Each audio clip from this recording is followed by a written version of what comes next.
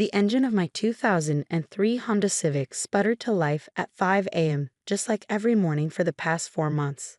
The windows were fogged from my breath, and my back screened from another night spent curled in the backseat.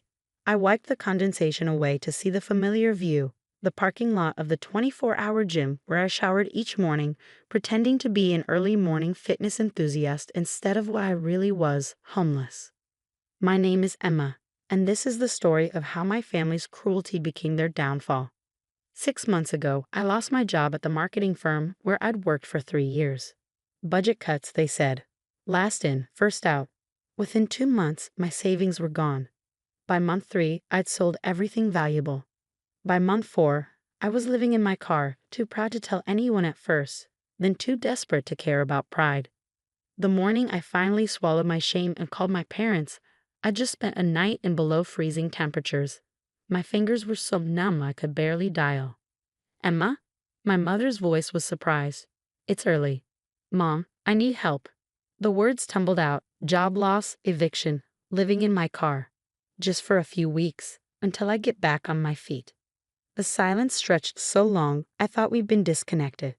Oh, Emma. She sighed like I'd asked her to donate a kidney. This is just terrible timing. We're renovating. Renovating. Your brother's kitchen. We're putting in granite countertops and stainless steel appliances. It's costing a fortune. My brother Adam lived in a 4-bedroom house my parents had bought him 5 years ago as a wedding gift. He worked part-time at a golf shop and spent most of his energy perfecting his backswing. Mom, I'm living in my car. Well, maybe this will motivate you to try harder. You've always been so unmotivated compared to Adam. He's building equity, starting a family. You're 32 and still renting. She paused.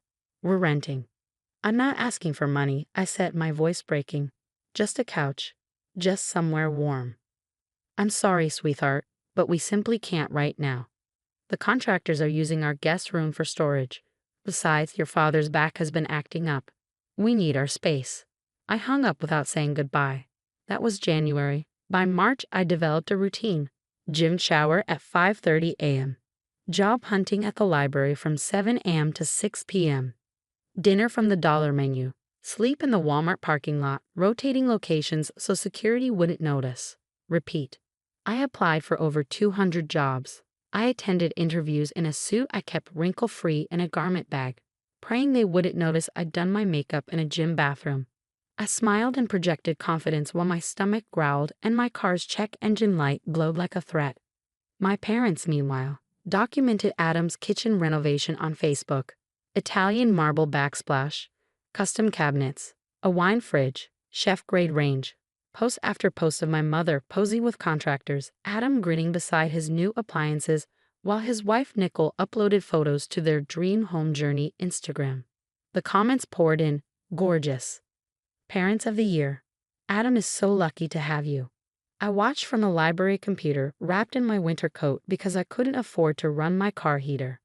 Then came the morning that changed everything. It was a Tuesday in late March.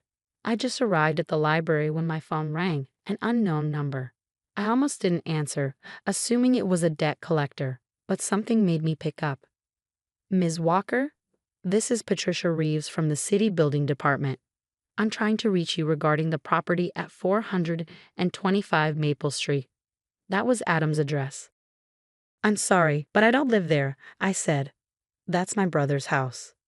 Our records show you as a partial owner. I froze. That's impossible. Ma'am, according to the deed filed 5 years ago, the property is jointly owned by Adam Walker and Emma Walker. We've been trying to reach you about some serious permit violations, but the letters keep returning as undeliverable. My mind raced. Can you email me the documentation? 20 minutes later, I was staring at a computer screen in shock. There was my name clear as day on the deed to Adam's house. My parents had put me as co-owner. But why? And why hadn't anyone told me? The answer came as I read through the permit violations.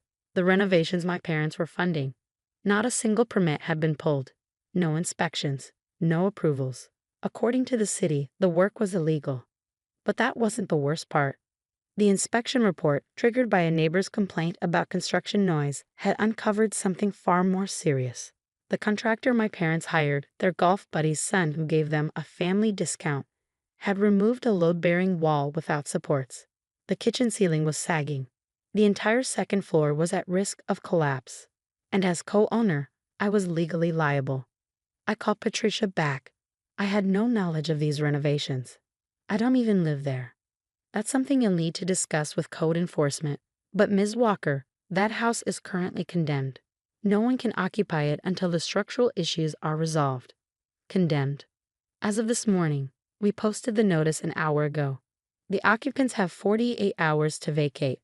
I sat in my car that night, engine off to save gas, and laughed until I cried. My family had rendered themselves homeless through their own greed and carelessness, and they'd made me, the daughter living in a parking lot, legally responsible for their mess. My phone exploded with calls around 6 p.m. I let them all go to voicemail. Mom, Emma, call immediately. There's been a misunderstanding with the city. Dad, your brother's house has been condemned. This is your fault somehow. Call me.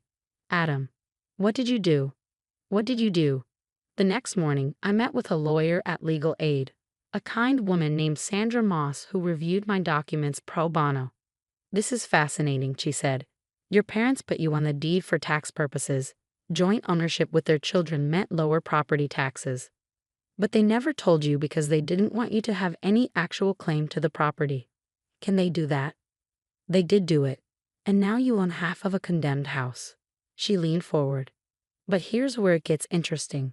As co-owner, you have rights. And as someone who was never informed of ownership or renovations, you have grounds to sue for damages. I don't want to sue anyone, I said. I just want this mess off my record. Well, there's another option. You could force a sale.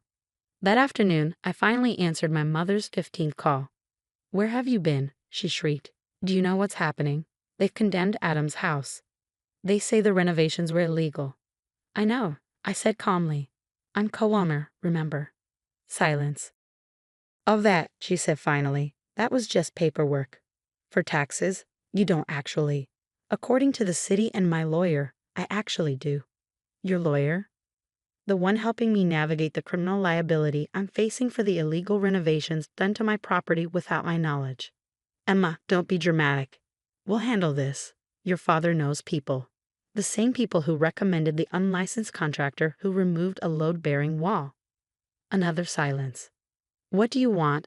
She asked coldly. I want you to understand something, I said. 4 months ago, I begged you for a couch to sleep on. You were too busy installing wine fridges to help your homeless daughter. Now your precious Adam is about to be homeless too, and suddenly you want my cooperation. Emma, I'm forcing a sale of the property. My lawyer will be in touch. The aftermath was swift and brutal. Adam and Nicole had to move into a motel, the same chain where I'd spent a few nights when my car was too cold. The house required over $200,000 in repairs to be habitable again. My parents, having sunk their savings into illegal renovations, couldn't afford it. The city fined them $50,000 for the permit violations. The contractor disappeared with their money. Insurance wouldn't cover anything because the work was illegal. At the emergency family meeting held in my parents' living room, the same room where they'd refused me shelter, everyone turned to me. You have to stop this, Adam pleaded. It's my home. My kids' home. I begged for help when I had no home, I reminded them. Mom told me it would motivate me to try harder. That's different, my father interjected. You're single. No responsibilities. Adam has a family. I had a life too, a job I loved. An apartment, savings, I lost it all, and you didn't care. I stood to leave. By the way, I got a job offer yesterday, senior marketing position. The background check will show I co-own a condemned property, but my lawyer wrote a nice letter explaining the situation. My mother's face was stone. So you'll drop the forced sale? No, I need my share of whatever equity is left after the lands are settled. Turns out being homeless is expensive. I need first and last month's rent, a security deposit, furniture, a new car since mine finally died last week. You're destroying your brother's life out of spite, she said. No, you destroyed his life out of greed. You put my name on a deed without telling me to save a few thousand in taxes. You hired an unlicensed contractor to save money. You chose granite countertops over your homeless daughter. Every choice you made led here. The house sold at a loss. After the liens, fines, and legal fees, there wasn't much left. My share came to about $40,000, enough to start over, but not enough to make anyone rich. Adam and his family moved in with my parents. The last I heard, all five of them were crammed into the same three-bedroom house where they couldn't spare a couch for me. The same guest room that was too full of construction supplies now held two adults and two children. My parents don't speak to me anymore. They tell family I'm ungrateful, that I used a technicality to steal from my brother. They don't mention the nights I shivered in my car while they posted photos of Italian marble. I have an apartment now, nothing fancy, one bedroom, outdated kitchen, temperamental heater. But it's warm. It's safe. It's mine. Sometimes I drive past the gym where I used to shower, and I remember the woman who lived in her car, who believed she deserved so little that she apologized for asking for help.